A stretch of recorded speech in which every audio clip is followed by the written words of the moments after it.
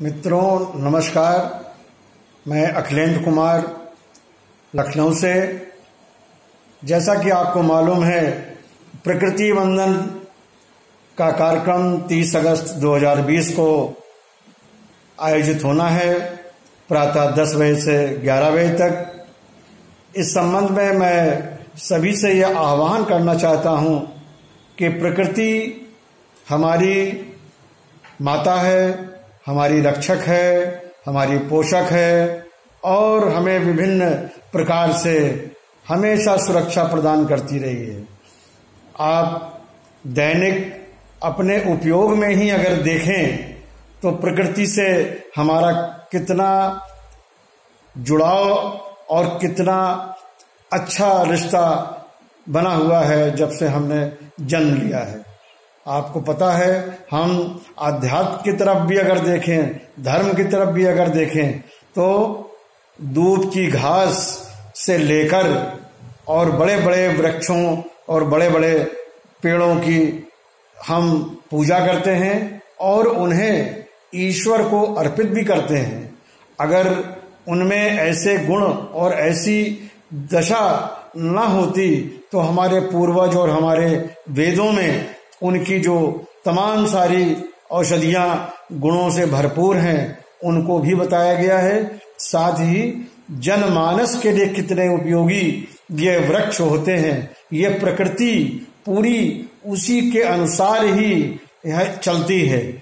आपने देखा होगा कि हम वट वृक्ष की पूजा करते हैं, हम पीपल की पूजा करते हैं, हम तुलसी जी की पूजा करते हैं, तुलसी जयंती को उनकी बाकायदा पूजा करते हैं और वट वृक्ष की जो है हमारे यहाँ महिलाएं पूजा करती हैं और व्रत भी करती हैं निर्जला। तो इस तरीके से आपने देखा कि हम शंकर भगवान को, महादेव जी को बेल पत्र की पत्तियां चढ़ाते हैं और मदार की पत्ती और फूल चढ़ाते हैं। शनि देव को शमी का पत्ते चढ़ाते हैं, फूल चढ़ाते हैं। तो ये सारे हमारे ईश्वर के जब बहुत ही ज्यादा, बहुत ही अधिक प्रिय हैं तो हमें तो उनका मान सम्मान और प्रिय होना ही चाहिए। आपने देखा कि तुलसी जी को हम शालिग्राम जी पर नित्य चढ़ाते हैं, विष्णु जी के लिए बहुत प्रिय है, हमारे कन्हैया जी के लिए बहुत प्रिय है। तो अलग अलग जो गणेश जी हैं उनको दूब बहुत पसंद है, उनको जो हमारा गुड़हल का फूल है वो बहुत पसंद है। तो आप देखिए, जब हमारे आराध्य देव इन प्रकृति के देन से कितना स्नेह करते हैं, उनको संरक्षण देते हैं, तो ये हमारा दायित्व बनता है कि हम भी प्रकृति वंदन कार्यक्रम में इन प्रकृति में जो हमारे वृक्ष हैं, जो हमारे घर में विद्यमान हैं, हमारे घर में पारिजात का वृक्ष है, हमारे घर में आम का वृक्ष है, हमारे घर में आम के, आपने देखा होगा कोई भी मंगल कार्य बिना आम के पल्लव के संपन्न नहीं होता। किसी भी कार्यक्रम में, उद्घाटन का कार्यक्रम हो चाहे शिलान्यास का कार्यक्रम हो, जब तक हम नारियल नहीं फोड़ते हैं तब तक हम उसका शुभारंभ नहीं करते हैं।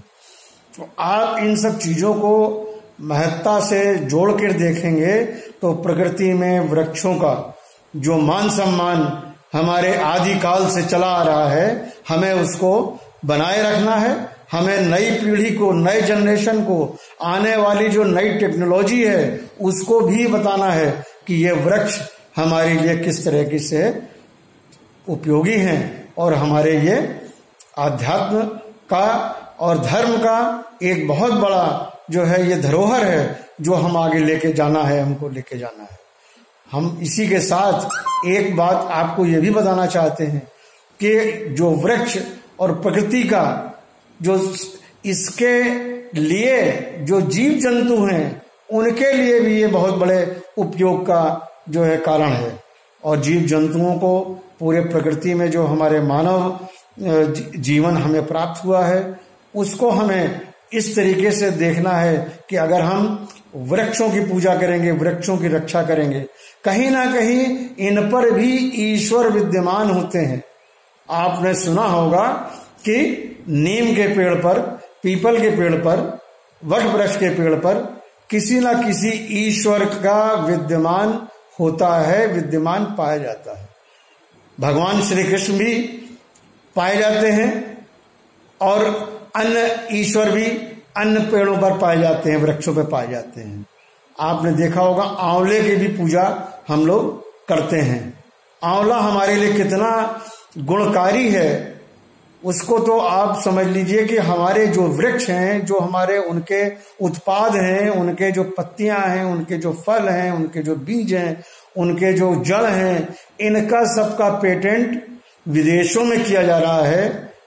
उन विदेशी लोगों को यह मालूम है कि भारत में जो प्रकृति है और जो उसके संग जुड़े हुए वृक्ष हैं, उनकी क्या इम्पोर्टेंस है, उनकी क्या उपादेयता है, उनको हम किस तरीके से स्वास्थ्य में लाभ ले सकते हैं, उनका पेटेंट करा रहे हैं वो लोग।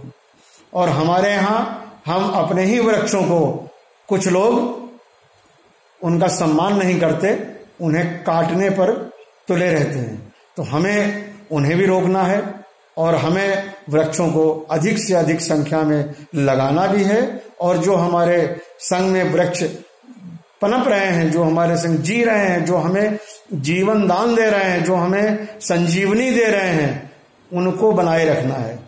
और मित्रों, सबसे बड़ी बात यह है कि आज के इस कोरोना काल में हमें प्रकृति ही स्वच्छता और जो हमारा पॉल्यूशन है, आपने देखा होगा पूरे लॉकडाउन पीरियड में हमारा पर्यावरण कितना स्वच्छ हो गया था।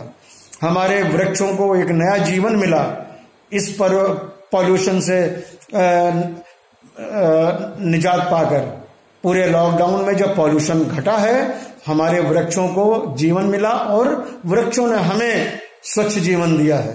तो इसी के साथ मैं आप सबसे पुनः ये आह्वान करता हूं कि आप लोग, सब लोग प्रकृति वंदन कार्यक्रम को अधिक से अधिक संख्या में इसका घर पर 10 से 11 बजे 30 तारीख को 2020 को 30 अगस्त को आप लोग सोल्लास मनाएं इसको, और सोशल डिस्टेंसिंग का भी पूरा पालन करें। परिवार के जितने भी सदस्य हैं वो सब सोशल डिस्टेंसिंग का पालन करते हुए इस वंदन कार्यक्रम को अभिनंदन करें, स्वागत करें और इसको सफल बनाएं। जय हिंद, जय भारत।